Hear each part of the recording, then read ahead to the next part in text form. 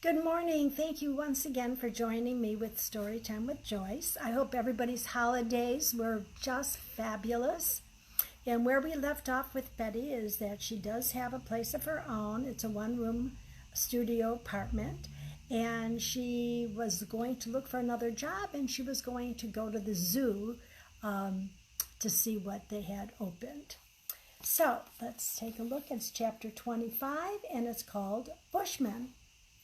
Betty did take that bus trip to the Lincoln Park Zoo and was offered a job as a was part of a cleaning crew. She helped clean out the public bathrooms, exhibit halls, and animal cages. It was hard. It was a hard, dirty job, but she didn't complain. She was grateful to be able to save the money she was making. Carol and her husband had been gone about a month and sent word that they would be gone about another year. Living at their place was giving her renewed hope for the future. Betty was lost in her thoughts, cleaning out one of the cages when she felt something behind her.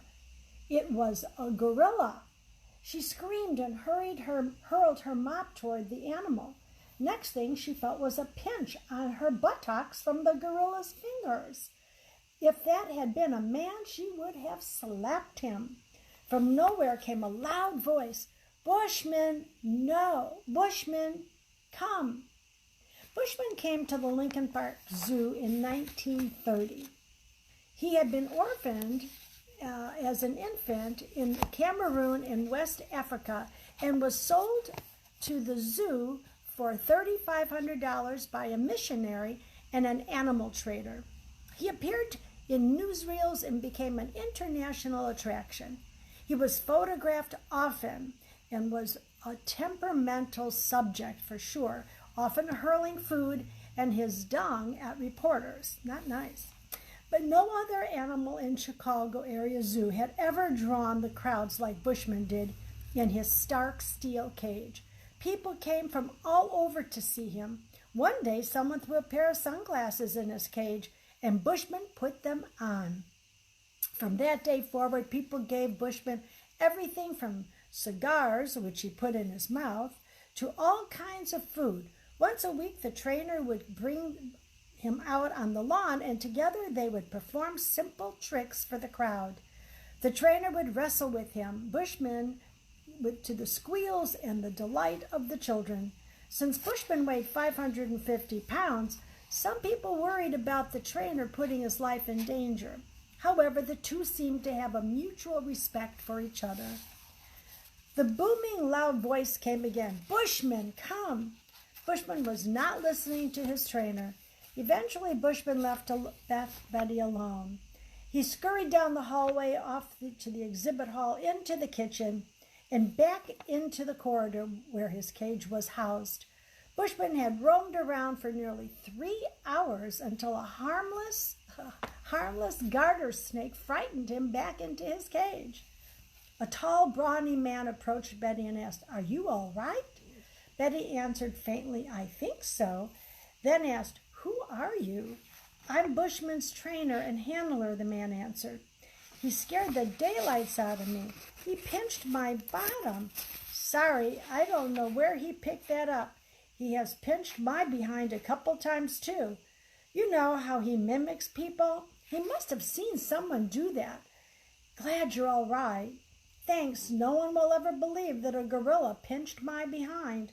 Tell him to come talk to me, and I'll tell him that it's true." "I saw it," the handler said. Bushman died on New Year's Day in 1951. For the next several weeks, mourners filed past his cage. His mounted remains are displayed at the Field Museum of Natural History for all to see. Betty's job at the zoo came to an end. She continued to take different domestic jobs to include passing out towels in bathrooms or powder rooms in fancy hotels and cleaning offices of City Hall in downtown Chicago. Ruth decided she wanted to sell the 2-flat.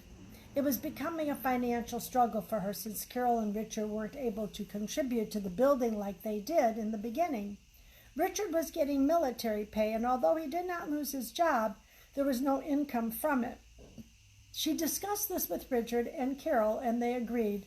So Ruth did sell it and handled all the details of the sale.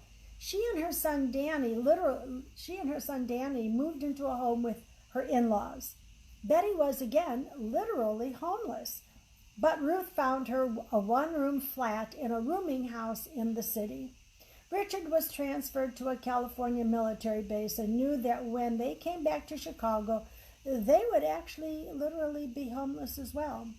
As usual, when things changed in Betty's life, she called Serena. She told Serena that she had moved and was now living in a rooming house in the city. Serena decided to call on Betty to cheer her up. When Betty heard the knock at the door, she was so excited because she knew that was Serena. As soon as the door opened, Serena said, "Betty, I cannot believe you had to move again. Well, here, I brought us some pastries, so put on the coffee and let's talk." As Betty was putting on the coffee, she said, "It's not so bad, like having my own space. This is the first time in my life that I do. There is just a small kitchen, but it has everything I need to cook. I also have a pull-down bed. I don't even mind sharing a bathroom with people down the hall. I'm glad that you're not sad about this. I kind of like this little place. It's cozy," Serena said. "Yes, and not much to clean. I also like facing a busy street. Sitting in front of the window, having my tea, and watching the cars go by feels so nice. Not sure why. Maybe it's because in the past this would have been considered foolish idle time. Betty, I'm so glad you have some time to enjoy your life." "Yes, I actually have been enjoying my granddaughter, Anne. Carol and Richard are back. Richard was to be sent to Korea, but the military discharged him due to him being a family man. That would have been a hardship. You know, he fought in World War II, so I'm so glad he didn't have to go overseas again. They have an apartment on the near north side, and Anne spent some weekends with me. I love my time with her." "How old is she now?" "She's almost 12 years old. Betty, how are you with money?" "I'm doing all right. I was able to save my money while I was living in Carol and Richard's place. I'm still working at City Hall, but my shift is only 3 nights a week. I'll stay there for a while. Although when I get home from my shift, I'm achy all over. I am saving as much money as I can because I want to take my granddaughter Anne to California for her 8th grade graduation." Serena shrieked with joy and said, "Oh, Betty, that will be so good for both of you. You have never taken any time off since I've known you. And how long is that now? About 40-some years?" Betty did save enough money to take Anne to California, specifically Disneyland. The new amusement park had opened the year before and had become the talk of the nation. Betty had Carol plan the trip while keeping it a surprise from Anne. Graduation day came, and so did the card from Betty that included bus tickets to California. Anne jumped up and hugged Betty as soon as she opened up her card. "Oh, Grandma, I love you. I love you. Thank you, thank you, thank you." They set off for their adventure on a bus, actually several buses, and arrived in California 3 days later, safe and sound. Betty and Anne spent a full day at Disneyland and went on every ride. They ate food in Chinatown, took a cable car up a hill from one street to another, and visited a famous cemetery and even visited several parks. However, this trip really gave them time to get to know each other on a much deeper level, even though they had already been bonded. On the way back to Chicago, they both laid their heads back and reflected on their time together. Betty felt like she really did something wonderful, something she could never have done for her own children.